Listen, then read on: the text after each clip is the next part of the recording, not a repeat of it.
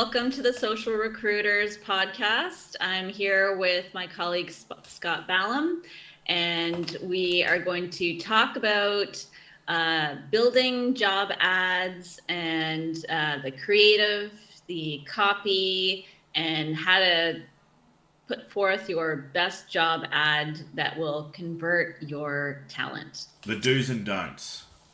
The do's and don'ts, yes. There are a lot of sort of things that you can do with an ad that can make it better or worse or engage your right target market. But Scott is going to get into some detail about our experience running job ads and just some of the rules and regulations from different social media platforms. But starting things off, we're going to get into creative. And by creative, I mean, the photos that you use in your ad image or videos, what performs better, how does that all work? Take it away, Scott.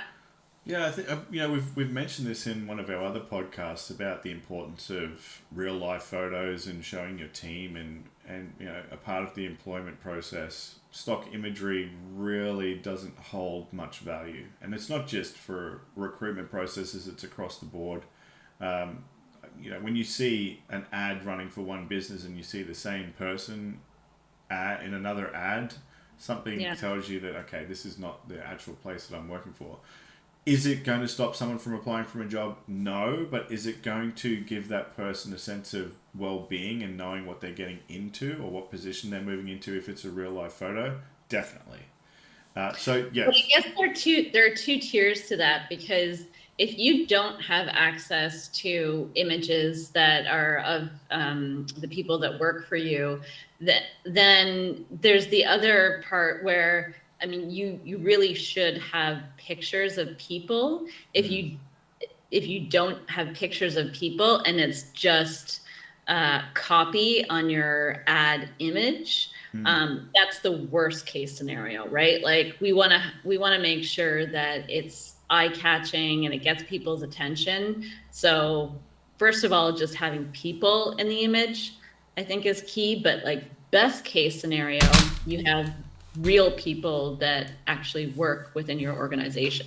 Yeah, definitely. I think if you can get real life photos, even, it's photos in an office or if it's photos from outside the office or something that's, drawing people into that image and wanting them to engage in the copy, that's important. If it's not attainable where you can't get that and you have to rely on stock images, okay. For me, stock images is like a kind of a last ditched effort to try and get the message across. It has to be branded. If you're going to use stock images, make sure that you put your brand logo on it somewhere so that it's at least telling the people what the actual position is for or who the employer is. If you can do it in the office or if you can have it outside the office, like with a staff photo, so much better. We've seen staff testimonials before or photos from staff testimonials that have worked well, that really drive traffic. But, in the healthcare sector, having pictures of, say, whether it's nursing and actually having the people that work there, we've seen where people have commented on ads before that they know the person in the photo, which is, that kind of engagement, any kind of engagement on the ad, whether it's a like, a comment, or anything like that, is going to help boost its engagement rating and make the ad cheaper. So it's worth doing. And what would you say in terms of like talking about the image? Is there a specific ratio of copy to like image of a person? I know that previously Facebook had some rules around that where, they didn't The want the whole text image ratio. just to be text. Yeah. But now that that's gone, do people still have to keep that best practice in mind? Yeah, look, there are best practices it's more of a user experience that you have to deliver rather than just being bold text across an image and it's watermarked. There are so many different techniques that people have tried over the years, but really it comes down to user experience. If it's clear, directive, you don't need to write an article. if the text in the ad is, it's visible and it's easy to read, they are the most important things. If you have really small text on the ad and people can't see it, they're not going to read it, and it's a waste. Because you don't need to give away all of the That's right. details of your job within your ad We're image. hiring, Yeah. you know? Yeah. And maybe it's we're hiring for a specific position, Exactly. or it's targeting those people that would be interested in those positions. But There's that's what there's there's the a copy is for. there's a difference as well, because depending on the brand that's running the ad, the employer that's running the ad, like if it was McDonald's, you could have just the golden arches with a person out the front smiling in their uniform with "we're hiring," and that conveys a message because of the brand. They know the business, they know McDonald's customer service. That is very simple to digest. But when it gets into tech, or if it's about computers, or even construction, who is the hirer? Is the brand well known? Do they have to go into detail about the position in the creative, or can they do that in the copy of the ad? Right. And so leading into the copy of the ad, there's a lot of different types of copy approaches, I guess you can take: short form versus long form, Mm-hmm. using emojis, like how to get people's attention. What, starting from the beginning, when you're looking at the copy, what do you see the user experience being when someone sees that copy as part of the ad? So I think that the age old fight between long versus short when it comes to copy is going to rage on forever, I think. But from the tests we've done, and you can run these tests when you're building out your ad. You don't have to have one ad for just one group of people. Split test your ads. That's going to be something to do. Run some short form, run some long form. But in your long form ads, a quick tip is to ensure that you're using trackable links that you're sending people to, so you can find out at what point through the ad did the person click on the link. When you start doing that, you start seeing, okay, well, 90% of people are clicking on the second link, which means they're expanding the ad, they're reading more of the content that's in the ad before they click through. And those kind of tests really show results, and sometimes that can be more advanced for agencies and employers. The reason to get someone like the social recruiters in to set up your campaigns, but utilizing the copy itself and understanding that it's a clear direction of the actual position that's available, that on where you're sending the person, what are the requirements of the job, because you want to vet these people before they come through to the landing page to ensure you get a high conversion rate. And what are the three things that, as an employer, you should be accomplishing with your ad in terms of answering people's questions when they read it, and what they do next? As far as the ad copy is concerned, or are you Yeah, talking more of as the? far as the ad copy and the image, I guess, like what questions from an employee perspective or Mm-hmm. potential candidate, what questions are you answering for them with the ad? First of all, who is the job with? That's a given. If you can get that, Company name. the company name. Again, we were talking about, do they have brand recognition? Are they a well-known brand? Do you need to go into detail about what they do as a business or as an employer? That should be clear and direct. If it's just a photo of a computer, that doesn't tell us anything, or if it's just a photo of a bobcat, it doesn't tell us anything, or a truck. Go into detail, explain what the position is about clearly. The next thing is there any special requirements for that position? So, do you require a certain level of secondary education? Do you require a special license? What do you need to do to actually apply for the job? Make sure that's clear, because if it's In the ad copy. that's right, in the ad copy, make sure that it's black and white. You need this to click through. We want advanced people clicking through from this ad, because that's going to help you with your tracking on your site and your retargeting that we've spoken about in another podcast. And I think lastly is making sure that, what's the number one thing that people want to know? They want to know, where is the job, like where is it located, I don't want to be running an ad that's not in my target area. Uh, can I put remuneration in? Like, can we put how much the salary is going to be in the ad copy? Yes, we can. Is it going to drive more people through if they know? If it is a competitive salary that's above the industry average, definitely. Because, Well, yeah, or what, maybe there's a bonus or yeah, there's a something sign up additional bonus, exactly, yeah. training or something that, you're promoting that is a differentiator for your Yeah. business for that specific position. So the key thing here as well is when you're building out an ad, you have to understand the character limits of what you have at the top of the ad before you have to expand an ad. So a short form ad, you might get 3 lines of copy. So that may be the most important things, your headline of the ad that you want to get across. Okay, what is that going to be?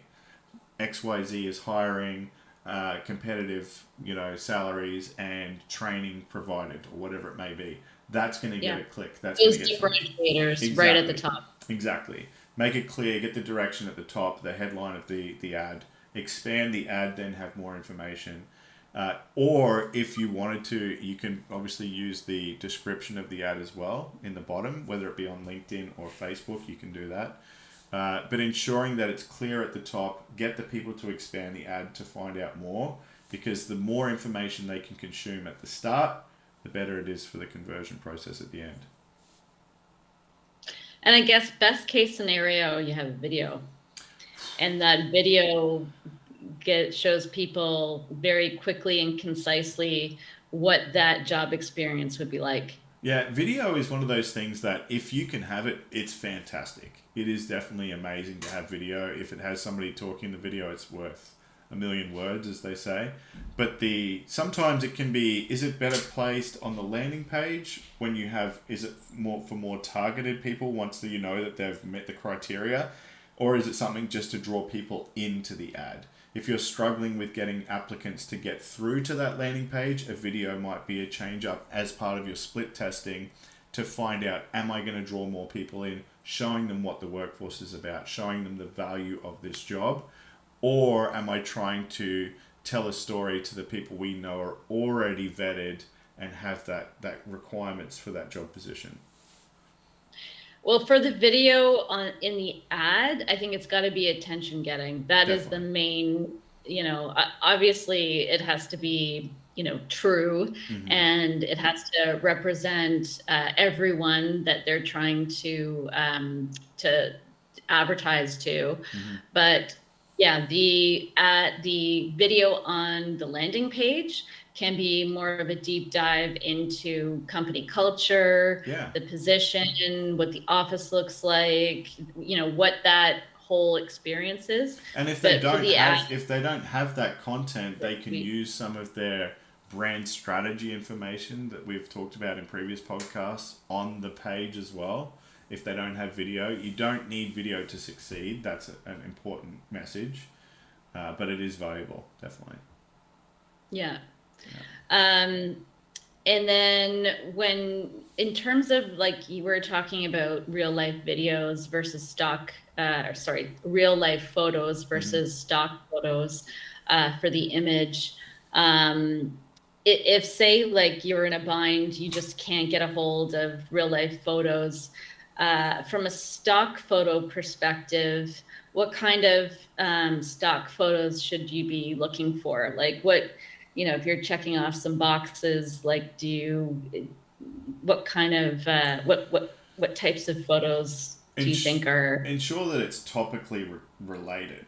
yeah, I think we've all seen this in the past where people are running stock images that have no correlation with what the yeah, ad is like if it's about. healthcare workers, you want to make sure that they're in scrubs or they're, That's right. looking like they work at a hospital, or that they're actually doing that job. Yeah, exactly. I think if you can send, it's all about messaging. If you can deliver an image that provides the message that you're trying to convey from your ad, that is all you have to do. You don't have to go too in depth and go down a rabbit hole of, I have to tick every single criteria box off. If Yeah, it like, oh, don't overthink it. Yeah, don't overthink it. Just find something that delivers the message. obviously in these type of scenarios, we really do pride ourselves on making sure that we have creative that's impactful, that draws attention to the copy. You want to draw those people in, deliver a message short and sweet. That's your short form. Get it across, get the message across, and get them through the landing page. But the creative, you really should split test it. It's like the copy. You should ensure that you're split testing it to find out what gets the best results. And we've seen so many things where a change of color. Yeah, well, I was just gonna say, like, I think we were looking at orange background versus blue Purple or background. blue, yeah. You know, same image, different background, maybe a slightly different copy, short form, a Yeah, little more short form compared to long form, like within the image.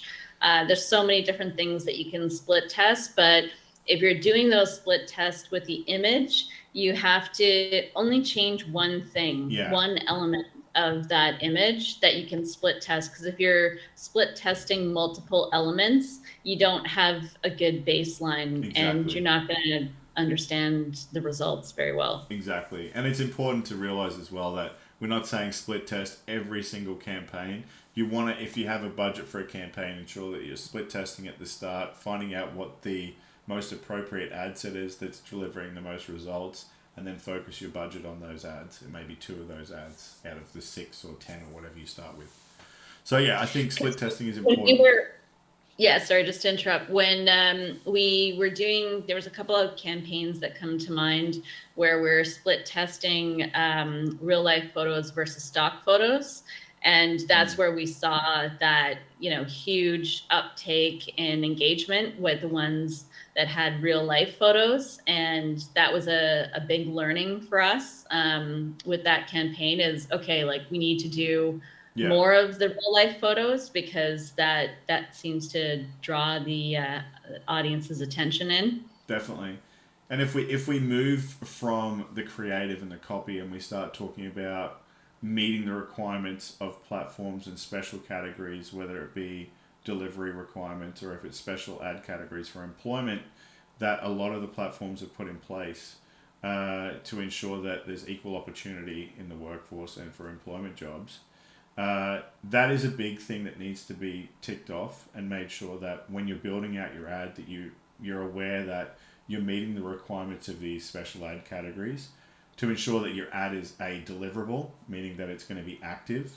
And sometimes what will happen is an ad will go through a review process and it can take 24 to 48 hours before that's approved.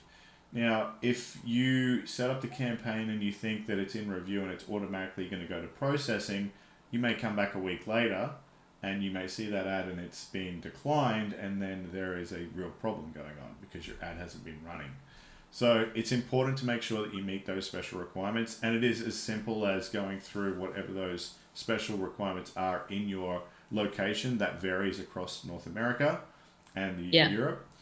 But ensuring And that, also making sure that you're following the requirements of your industry. yeah, Like there's the requirements of the advertising platform that you're using, but then also, you know, your industry might have specific requirements if you're in, you know, some segment of a healthcare industry and, you know, there are rules around, what you can and you can't know, say, definitely, like in dental exactly. associations and chiropractic associations and anything to do with physical care, they can't use people's names and testimonials in an ad set straight away.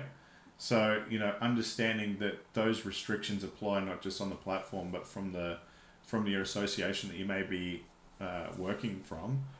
Yeah, because you don't want to get yourself in hot water. It is very easy to get red flagged and to have an ad stopped or refuse to be live or to go through the processing. But once you're underwrite, these are all clear in the terms of service that I'm going to say 80% of people don't read when they're creating ad campaigns, because there is so many different little loopholes that you have to make sure you adhere to. Even from using things like terminologies that may be deemed as household, talking about selling housing or rental. We've seen ads get flagged before from using terminology that doesn't relate to leasing houses or home. It's just that copy got picked up. The copy got picked up because of the terminology. So it's important to understand those restrictions and meet those categories. I think that's, So, yeah, is this time for the takeaways? Do yeah, you want that's what I was to going to lead talk into. about? Yeah. All right. So, from this episode, talking about how to build Facebook, LinkedIn, Twitter, Pinterest, whichever job ads you're creating, what are the three things that you got to think of when you're creating those ads? So the first thing I would say is definitely going to be making sure that you meet the selection criteria. We literally just spoke about is the job criteria, the special categories. I think secondly, you want to make sure that the ad copy and the creative are clear, like we were talking about at the start, clear direction in the ad copy. And what do you want to take You're the third? Do you want? answering the questions of the potential questions of the candidates. Yep, that's right. And do you want to take the third one, Shannon? You want to take the third one away? Yeah, well, also just making sure that the ad is going to be approved. Like how are you structuring your campaign in a way that you're not waiting for a week for that campaign to be approved, and it takes maybe a couple of hours instead of a couple of days to a week. Definitely. I think that scheduling, ad scheduling, is a huge thing that people need to be aware of. Definitely, because there is a lag in that window before an ad goes live. Yeah. And I guess I'm going to add a fourth, but the using real life images, that was the secret sauce that Mm, we've found along the way. It can make a big difference. Obviously depends on the image and whether they're, you know, interesting images, but even if they're not, amazing quality, sometimes it doesn't matter. It still gets people's attention. definitely, definitely. Okay, well that about wraps up our podcast for this week. We're going to touch on a number of different elements coming up, which all relate to social media recruitment and the process of making sure that you have the best possible strategy for your agency or employment needs. We're the social recruiters, and we're going to sign off, and we'll see you guys in the next one.